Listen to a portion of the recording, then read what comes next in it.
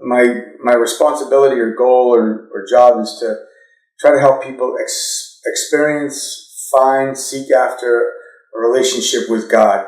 And they're all in different various states of that condition.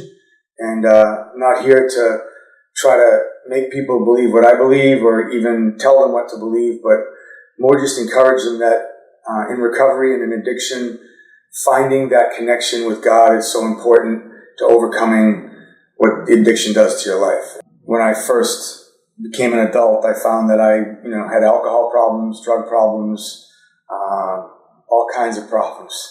And I had found that, in working through the process of solving my own life, realizing that when I was in control, when I had my own power, when I made the decisions, when I set the rules, it was very easy for me to move those standards when I felt like it.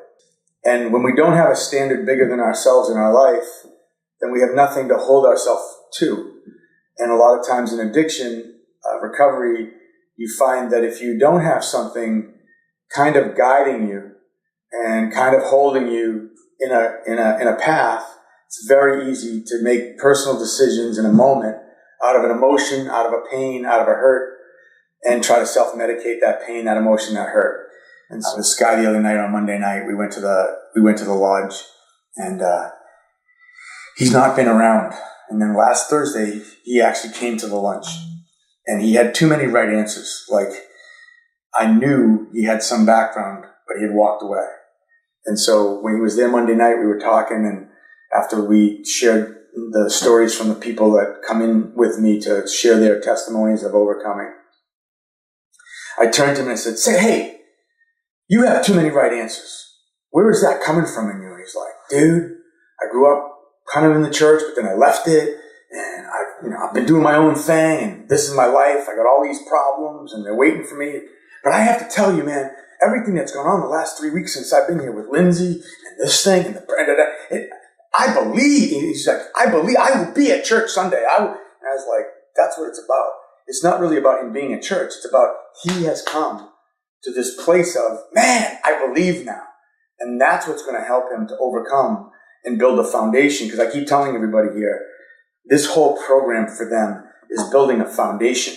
You're not putting on walls. You're not putting on a roof. You're not putting on windows and doors. You're building a foundation to go back out into the community and put up walls and windows and doors and foundation so that when the storm comes, you can be protected. But if your foundation's no good, your house is going to fall down. And so connecting here with God, like the big book says, praying in the morning, praying at night, working through the steps, seeking God for not just what I want you to do, God, but for helping me to be at peace with my life and helping me to help others. That's a foundation that when you start building on it, man, it stands up under the storm.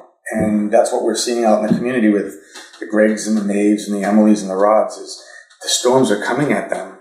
But because they've made this foundational connection here, they're like faced with this new choice. I can go back or I can trust God.